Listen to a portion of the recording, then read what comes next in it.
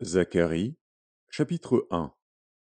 Le 8e mois, la seconde année de Darius, la parole de l'Éternel fut adressée à Zacharie, fils de Béréchia, fils d'Iddo, le prophète, en ces mots.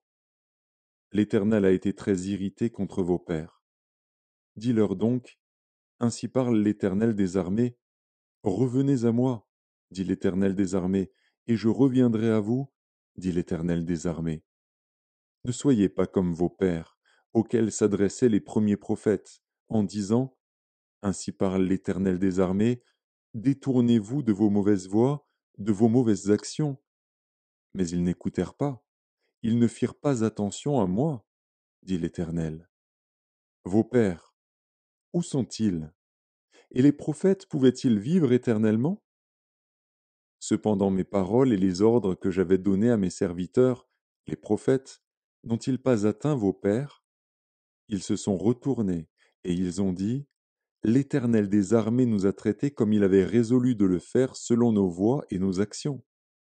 Le 24e jour du 11e mois, qui est le mois de Shebat, la seconde année de Darius, la parole de l'Éternel fut adressée à Zacharie, fils de Béréchia, fils d'Iddo, le prophète, en ces mots.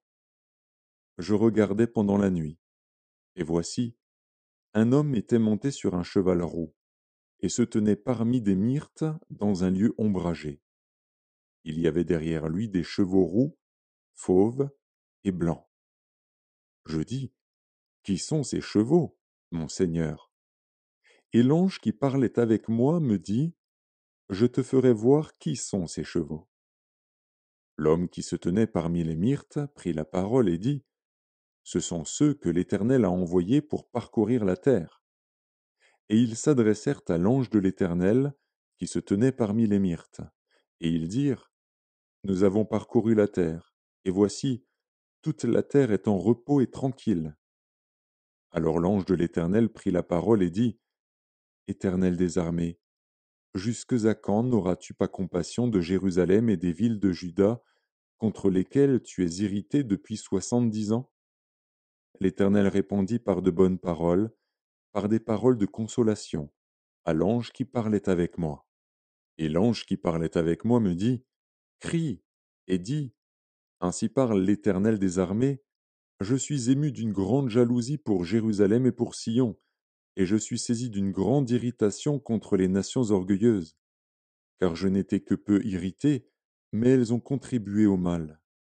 C'est pourquoi ainsi parle l'Éternel, je reviens à Jérusalem avec compassion. Ma maison y sera rebâtie, et le cordeau sera étendu sur Jérusalem. Crie de nouveau, et dis, ainsi parle l'Éternel des armées, mes villes auront encore des biens en abondance.